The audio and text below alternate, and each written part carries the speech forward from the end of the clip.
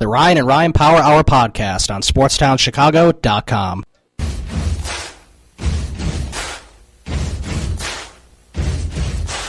Buddy, you're a boy, make a big noise, playing in the street, gonna be a big man someday. You got mud on your face, you big disgrace, kicking your can all over the place, singing, we will rock you. We will rock you. We will rock you. All right.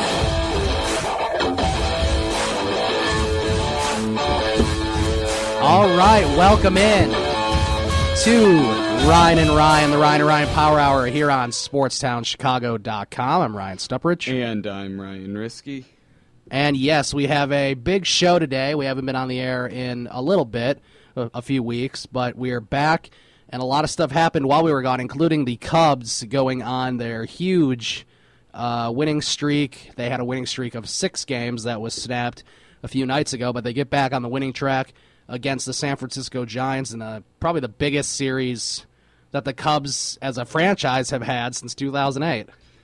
Probably. I mean, we were all looking forward to the St. Louis series back in St. Louis, and then the Cubs got swept. I mean, this is huge because the Cubs weren't going to win the division. Right now they're fighting to win the wild card, and taking Game 1 is just huge over the Giants.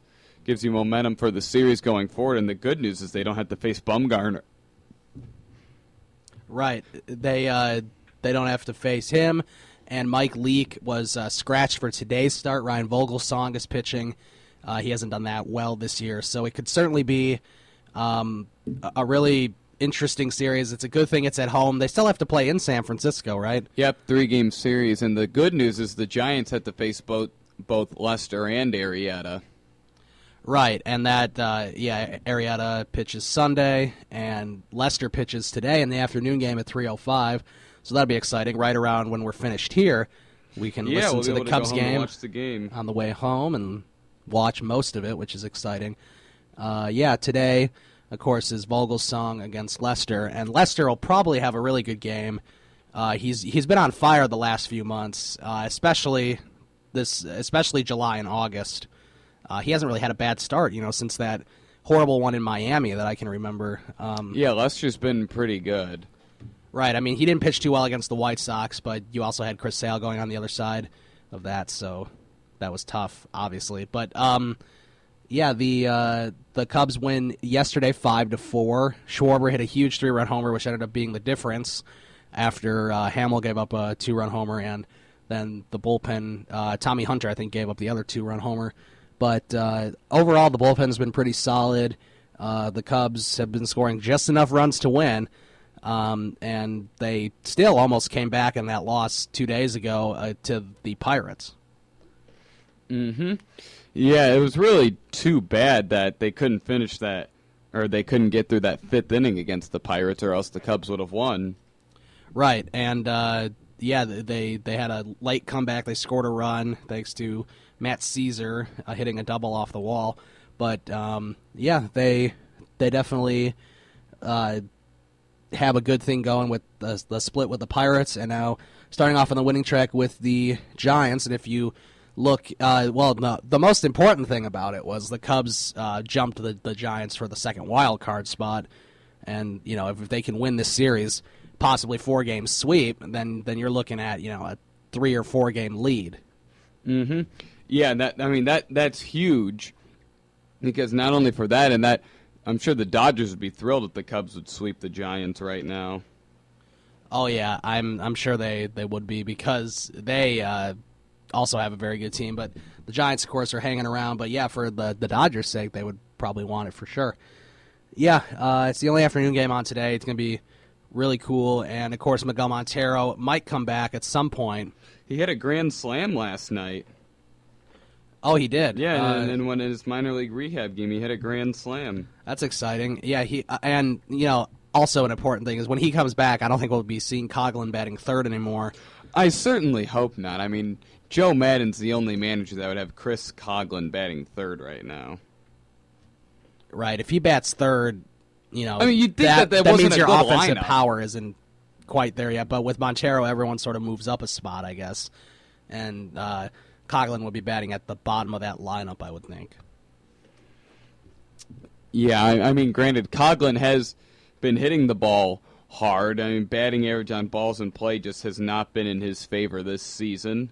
He's been hitting the ball hard, except you got to start hitting. He flew out at the wall last night, and eventually those are going to have to go out. I know the wind was blowing in. Schwarber had a big home run. On Soler's 2-run single, he actually had swung at ball 4 on what was the 2-run hit. Right, yeah. I was watching that when that happened, and then Schwarber somewhere in the second inning. Yeah, the Cubs scored in a hurry, that's for sure.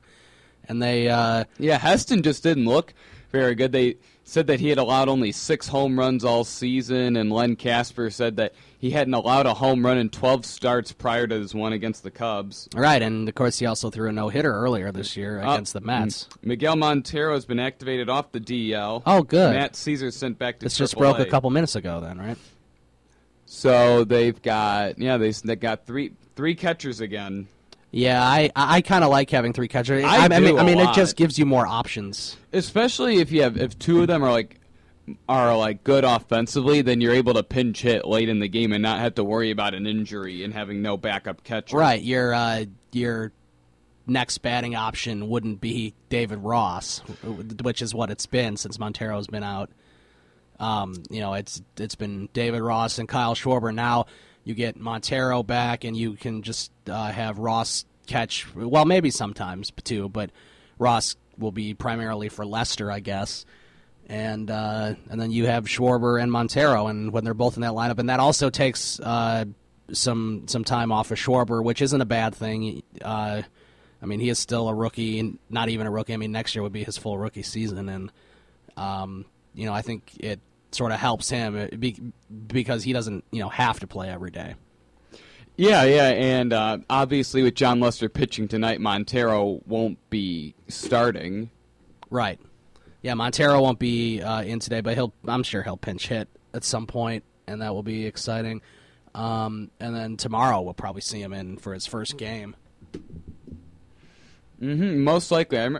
It's an interesting move because you would have thought that maybe the Cubs would have wanted to maybe have that extra outfielder on the team when Montero's not even going to play today.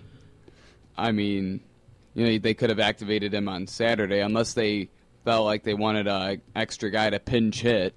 Yeah, I don't know. Obviously, the more pinch hitters you have, the better. Yeah, that's really one of the. I mean, that's one of the most important facets of the game for National League teams, and it's one of the most underrated. Like, if you have good pinch hitters or someone that can, come up big in the pinch hit opportunity, because the past couple of years, the Cubs really haven't had anybody. Yeah, I mean, who have they had pinch hitting? They had Jeff Baker for a little bit. Jeff Baker was good against lefties, except he wasn't like usually the ideal. Like, your main pinch hitter is a guy that is, like, left-handed and has some power, like Ryan Sweeney last year. I thought he did a nice job pinch hitting. Yeah, it's just like they had a lot of people who were their pinch hitters that didn't do very well. I mean, but they haven't really had any good pinch hitters. Blake DeWitt batted like 190 as a pinch hitter, and he was Dale Swaim's guy. Now, I mean, even this year, I mean, Jonathan Herrera, not a very well-known guy. Not necessarily a good career, but he's been a pretty good pinch hitter this year. He's batting, in the 260s, and he's come up with some big RBIs. Yep, and he's a switch hitter. I mean, really since the 2010 season, they haven't really had anyone, because before that they were using guys like Darrell Ward and Micah Hoffpower, Jake Fox, Chad Tracy. Colvin. Colvin. He should have been starting. It's too bad he didn't pan out. Yeah, he didn't, but DJ LeMahieu sure did. Oh, man, did he. Yeah. I'm sure the Cubs would have loved to have him as their Gold Glove second baseman and Russell at short right now. I'm sure that would be the plan. And then you could have packaged Castro and Baez in a trade, possibly. Yeah, or you could have traded Castro last offseason. Which I'm sure you would have been able to last offseason. Now the trade value is down. Now we know the front office is kind of done with him. I'm sure Joe's done. Yeah, although he won't say it, I mean, he's got to be frustrated too. I mean, everyone's got to be pretty frustrated with him because I mean, the worst thing you can do is ruin a ground ball out for the final out of the game. I mean, you have to make that play and throw to first. That was Sunday in Milwaukee, and he boots that ball. Like, I don't understand. Like, anyone could have made that play, throw to first, the game's over. Instead, an extra run ends up scoring because of that, and you have to hang on for the 4-game Like, could you imagine if that was a game against, like, a good team like the Giant? Like, if that happened last night? Yeah, they would have capitalized on that, no question. I mean, that's what teams like San Francisco and now the Cubs, I mean, if the Cubs were on the other side of that, I'd feel pretty good about it, too. But, the Cardinals and Giants would certainly capitalize on something like that. Plus, Rondon was a little shaky in that game as well. And as we were talking before the show, that was a good outing for him to be shaky against the Brewers because it had been a long time before he had given up a run. So, I mean, that was a good game when they were up by 4. Right. To give up a couple runs, especially when you're playing the Pirates and the Giant, playing 7 games against the Pirates and Giants. Yeah, it's a good spot to have him in. That's for sure. Yeah, give up use your couple runs against a team like the Brewers when you're already winning by 4 runs. The Cubs continue to have those 1-run wins. They've had tons of them all season long. Where they've those won are some by of the most important wins, and a lot of that is attributed to now the offense kind of got going once Rizzo started heating up. I mean, has Rizzo looked like unbelievable this past week? I mean, he has been unbelievable. He got a swing back with a bad team in Milwaukee, which is good. Yeah, it's always good to get your swing back against a bad team. He's just crushing long balls. He's hitting them really. He does it again in Pittsburgh, and it's crazy. And now, he's back home, and now that he's got those road games under his belt where he was just dominant, I would expect for him to not be in another slump all season. Right, and it really started with that game against Colorado when he hit that fly ball that just nicked the foul pole. Right. It just barely got out, and then he finally got on his home run tear. Yeah, and I have a feeling, I was kind of wondering, I wonder if that ball had just went foul, if that home run streak would have happened.